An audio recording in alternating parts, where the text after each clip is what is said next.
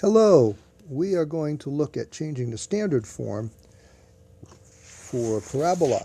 It's a little bit different in doing this than it is for ellipses and hyperbolae.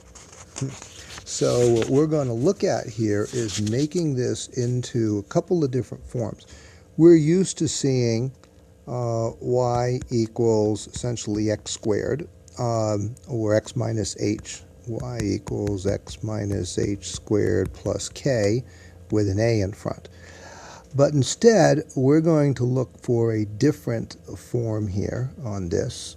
We're going to get it to where it's x, well, let's see if it's y. Actually, I think if it's x squared, we need x minus h squared equals 4p y minus k. That's what we looked at in the graphing section, and that's what we're going to do. So what we're going to work on here is getting, like you see here, let's do a little bit of this with some different colors on it. Notice that the x and the x squared is on this side of the equal sign, and the y is on the other side along with anything else. The only thing that's on this side is the x value with the h that makes part of the vertex. So that's where we're going to be starting here, or working with. I'll do it in black here. We're going to take the things that are not the x's and move them to the other side. So x squared plus 6x equals negative 8y plus 1. That allows us to complete the square and put a c in there that will make a perfect square.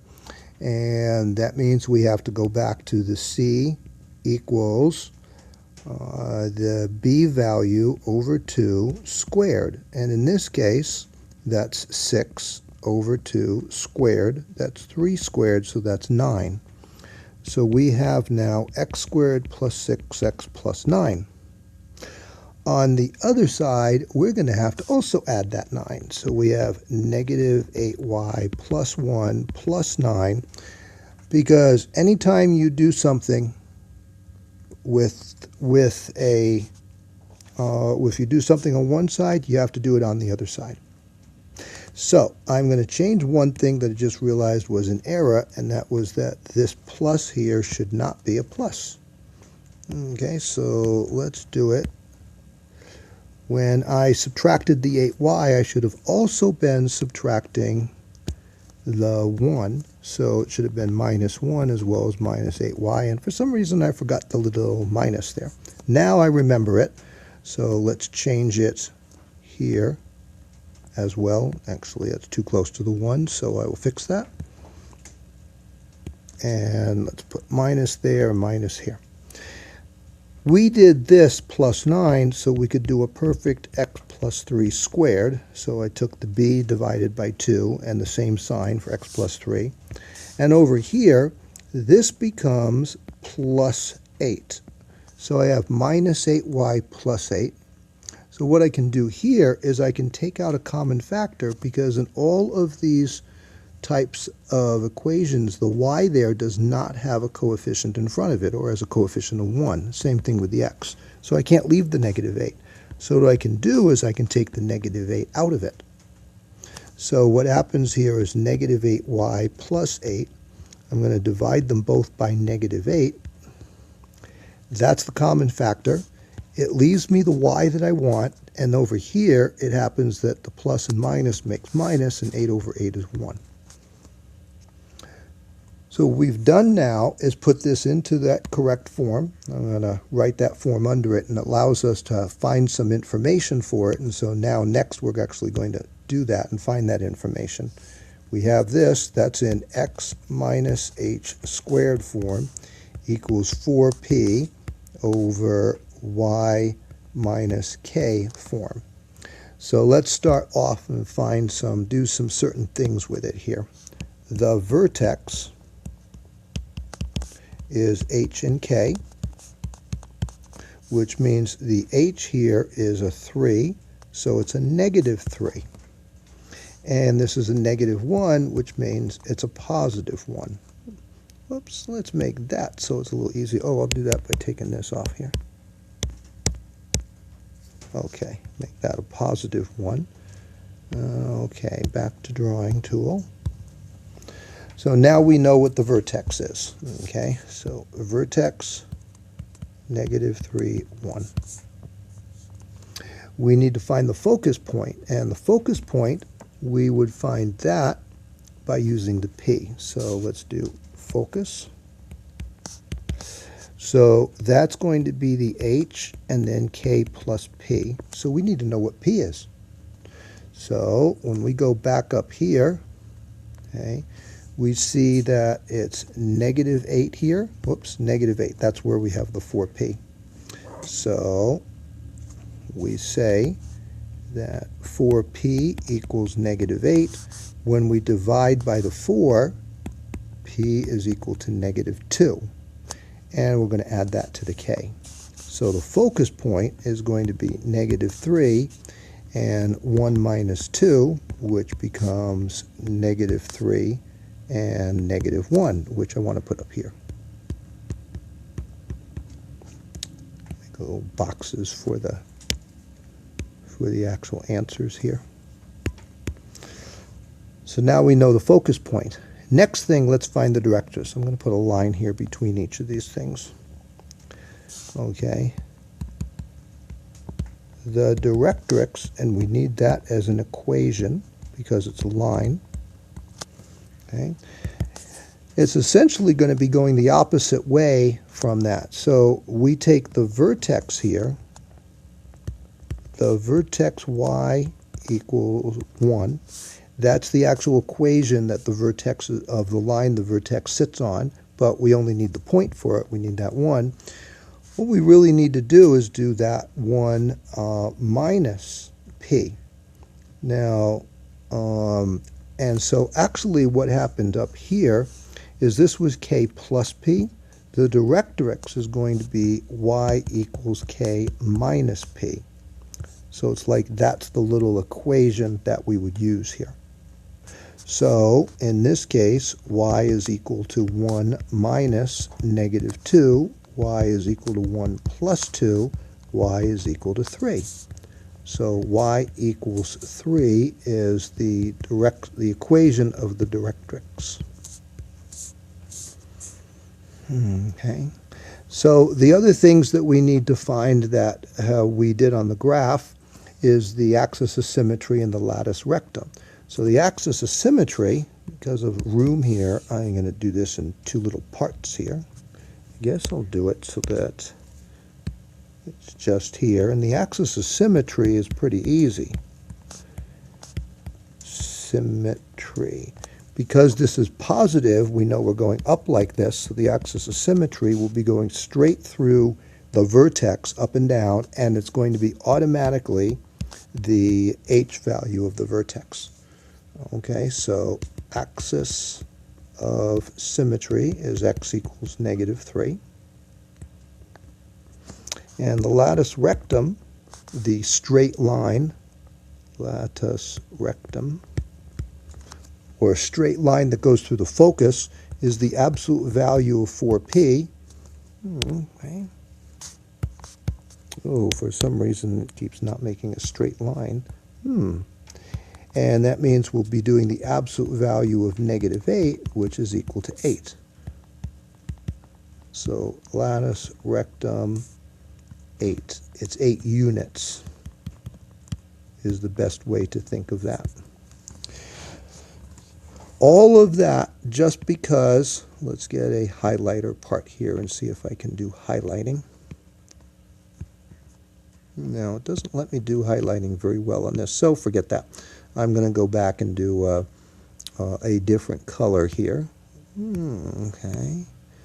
I like the sort of purple here, so let's do the purple. This equation gives us the vertex because we use the H and the K. It gives us the focus point because we use the H, K, and the P, the amount of the P. It uses the directrix because, again, we use the P, but it was K minus P instead of K plus P. We get the axis of symmetry because we know what the vertex is, because we know what the H value is in the equation. And the latus rectum we get because we use 4p and we use the absolute value of it down here. Well, so each one of the 5 things that we need, we get them all from this equation. So let's look at a second one.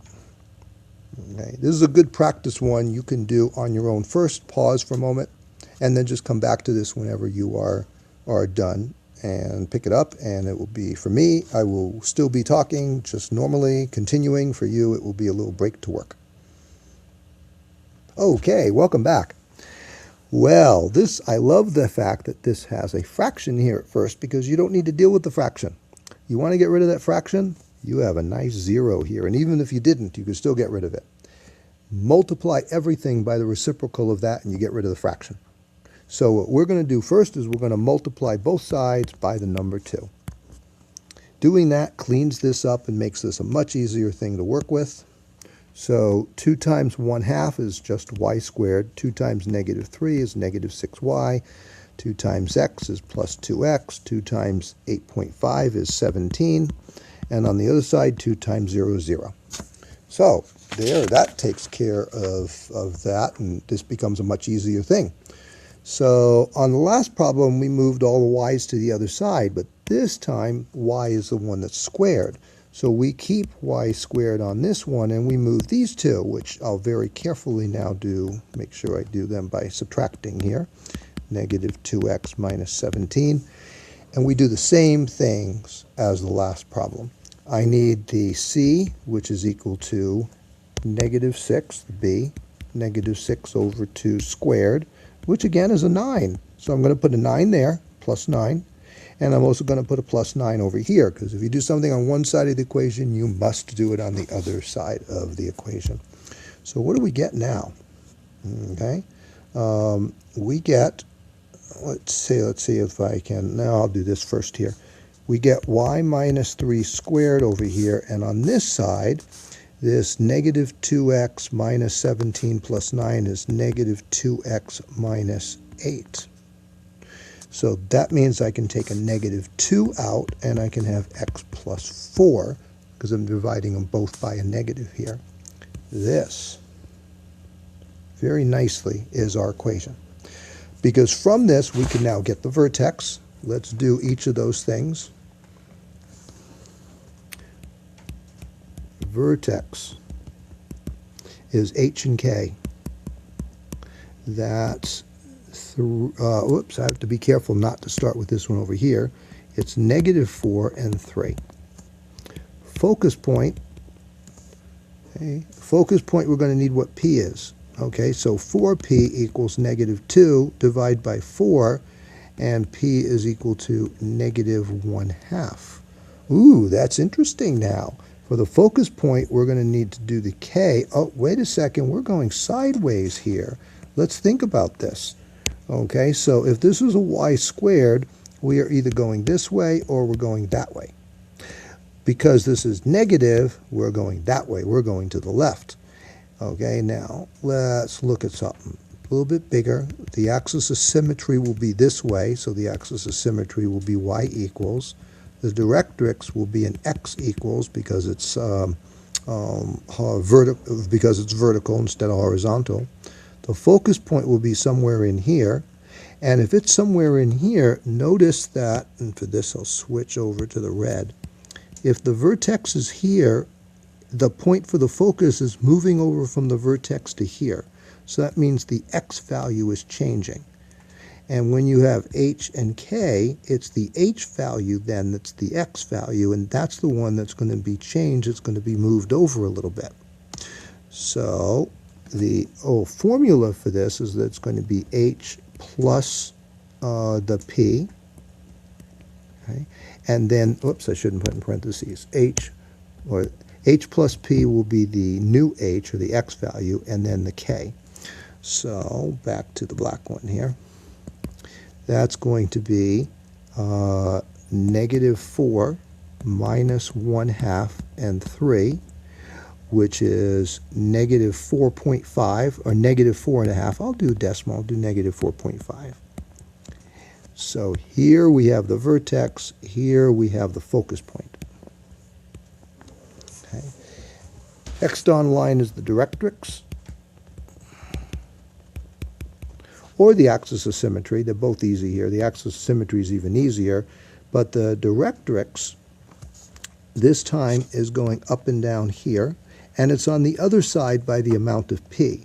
So all we do here, it's an x1, not a y, and x is equal to the x value, the h, minus p. So where this was plus, this is now minus.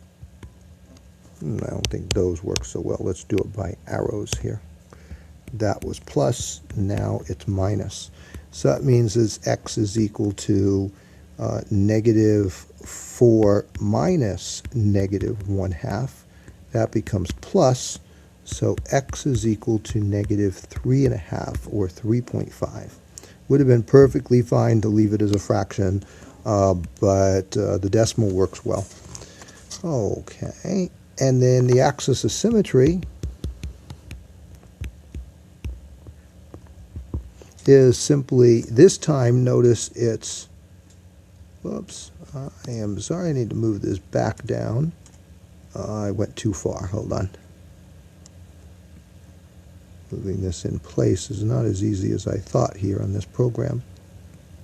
Okay. So we have this vertex. What I wanted to show is this little graph that I did. Now I get to this little graph here. So here is the axis of symmetry, y equals. So we need to do y equals, and it's whatever the y is. It's been 3 the whole time. So it's being graphed at, this is a line, that point there must have a y value of 3, because that's the line it's going through. And that's what we got here. So y equals 3. And now what we do is find the latus rectum. The latus rectum is the absolute value of 4p. And the 4p, if I go back up there, 4p is negative 2. So the absolute value of negative 2 is equal to 2.